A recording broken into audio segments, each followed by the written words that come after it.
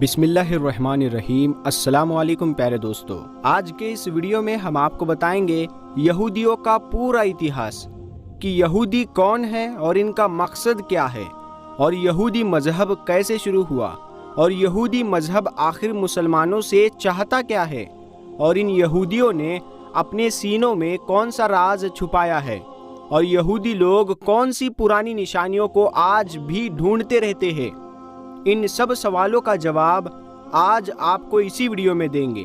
اسی لیے آپ سے ریکویسٹ ہے کہ آپ اس ویڈیو کو لائک کریں یا نہ کریں، لیکن آپ لوگ اس ویڈیو کو آخر تک ضرور دیکھیے گا۔ دوستو، دراصل یہودی ایک ایسی بری قوم ہے کہ جنہوں نے ہزاروں سال اپنی زندگی اللہ تعالیٰ کی نافرمانیوں میں گزاری ہے۔ حضرت یعقوب علیہ السلام کے زمانے سے بنی اسرائیلی نامی اس قوم کی شروعات ہوئی، اور اس یہودی قوم کی ہمیشہ سے ہی جھگڑا فساد کرنے کی عادت رہی ہے۔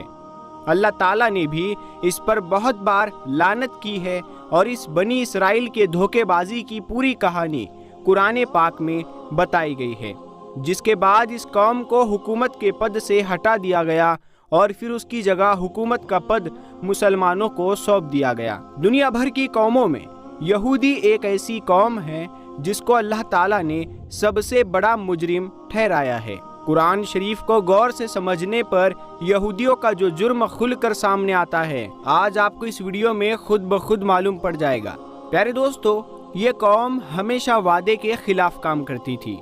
آخرکار طور پہاڑ کو اٹھا کر ان کے سروں پر لٹکایا گیا، لیکن اس کے باوجود بھی ان کے وعدہ توڑنے کا سلسلہ چلتا رہا،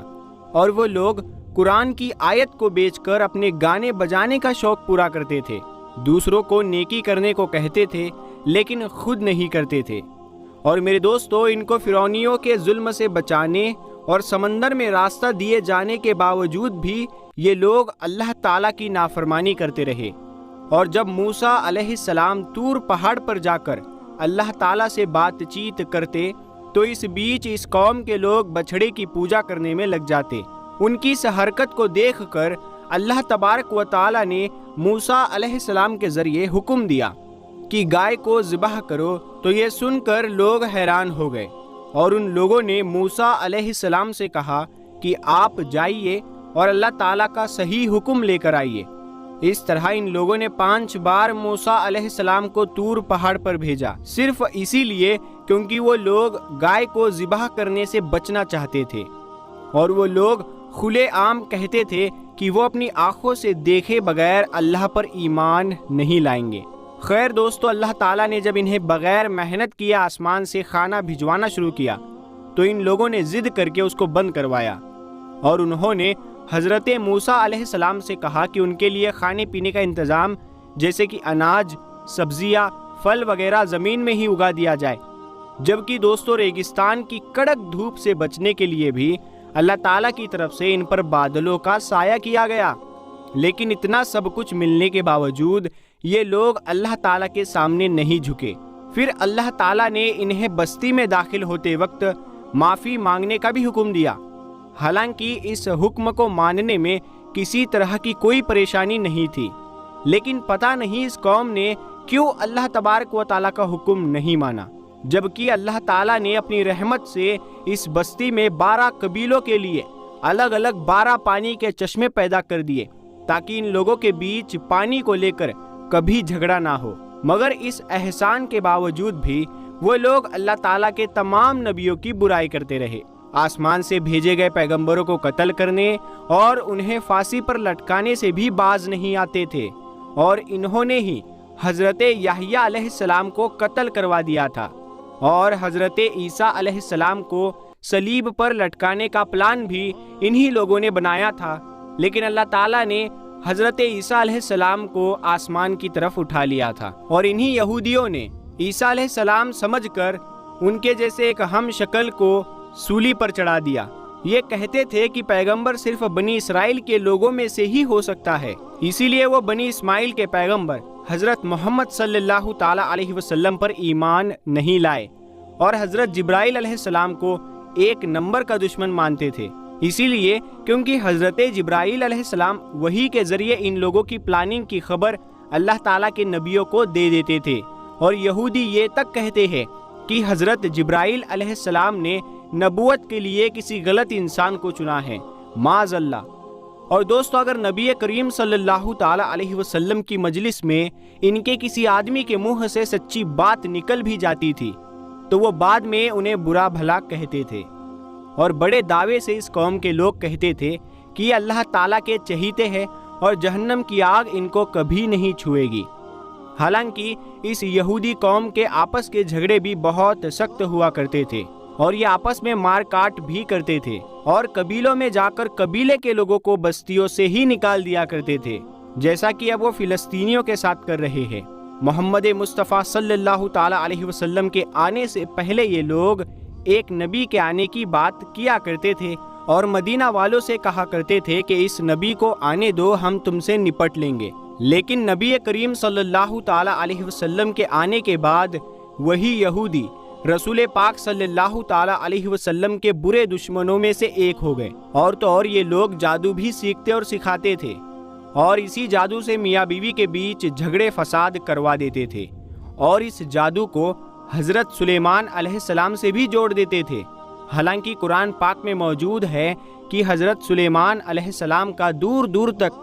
جادو سے کوئی مطلب نہیں ہے، کوئی تعلق نہیں ہے۔ نبی کریم صلی اللہ تعالی علیہ وسلم پر بھی ان یہودیوں نے ایک بار جادو کیا تھا، اور اس کے علاوہ ایک بار حضور نبی کریم صلی اللہ تعالی علیہ وسلم کو چٹانوں کے ذریعے زخمی بھی کرنے کی کوشش کی تھی، اور اللہ تعالیٰ کے پیغمبر حضرت سلیمان علیہ السلام کو بھی وہ نبی نہیں مانتے تھے بلکہ ایک بادشاہ سمجھتے تھے، معاذ اللہ۔ اپنے پیغمبروں اور نبی کریم صلی اللہ تعالی علیہ وسلم سے یہ لوگ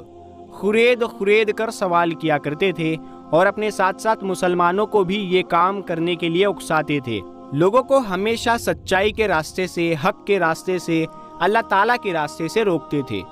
اور لوگوں کا مال ناجائز طریقے سے کھا جاتے تھے۔ انہوں نے اس زمین پر 2 بار بہت بڑا جھگڑا فساد کیا ہے، اور تو اور دوسروں کی بیویوں کو تاک جھانک کرنے اور ان سے خود اپنی بیٹیوں بہنوں کے ساتھ بدکاری زناکاری کرنے کا الزام بھی لگاتے تھے، اور ایسا بیکار کام کرنے میں یہ ذرا سی بھی شرم محسوس نہیں کرتے تھے۔ جب حضرت موسیٰ علیہ السلام نے یہودیوں کو فلسطین کے حکمران کے خلاف جنگ کرنے کا حکم دیا تو ان یہودی قوم کے لوگوں نے ہی کہا تھا کہ اے موسیٰ، ہم وہاں ہرگز نہیں جائیں گے،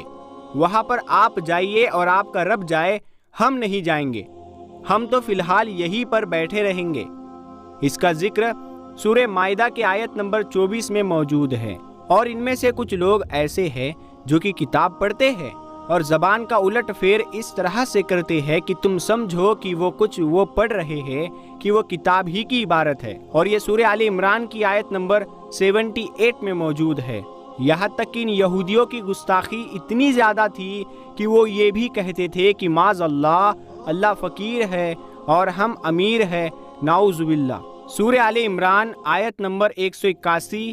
اور نعوذ باللہ یہ کہتے تھے کہ یہ جانور اور یہ کھیت محفوظ ہے، انہیں صرف وہی لوگ کھا سکتے ہیں جنہیں ہم کھلانا چاہتے ہیں۔ قرآن مجید کی سورہ انعام آیت نمبر 138 میں موجود ہے۔ اور میرے دوستو، ان میں سے ایک جماعت یہ کہتی تھی کہ نبی کریم صلی اللہ تعالی علیہ وسلم پر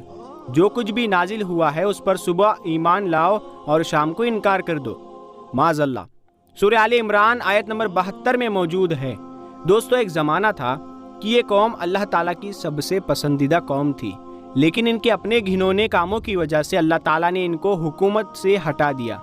اور میرے دوستو، یہودی کیونکہ قرآن پاک کو نہیں مانتے، اسی لیے انہیں پتہ نہیں ہے کہ ہم اللہ تعالیٰ کی بارگاہ سے ٹھکرائے ہوئے ہیں، اور یہ اپنے آپ کو آج بھی اللہ تعالیٰ کے نزدیک پسندیدہ سمجھتے ہیں، اور وہ یہ کہتے ہیں کہ ہم اللہ تعالیٰ کے نزدیک اللہ تعالیٰ کی سب سے پسندیدہ اور چہیتی قوم ہیں۔ اور میرے دوستو، اللہ تعالیٰ نے اس قوم کو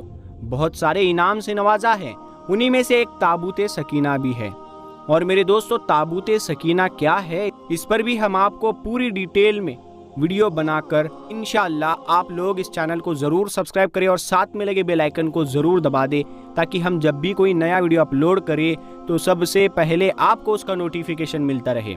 دوستو، اگر یہ ویڈیو آپ کو پسند آیا ہے تو آپ لوگ اس ویڈیو کو لائک کریں، اپنے دوستوں میں اس معلومات کو ضرور شیئر کریں۔ ہم ملتے ہیں آپ کو پھر ایک اگلی ویڈیو میں، تب تک کے لیے السلام علیکم ورحمۃ اللہ وبرکاتہ۔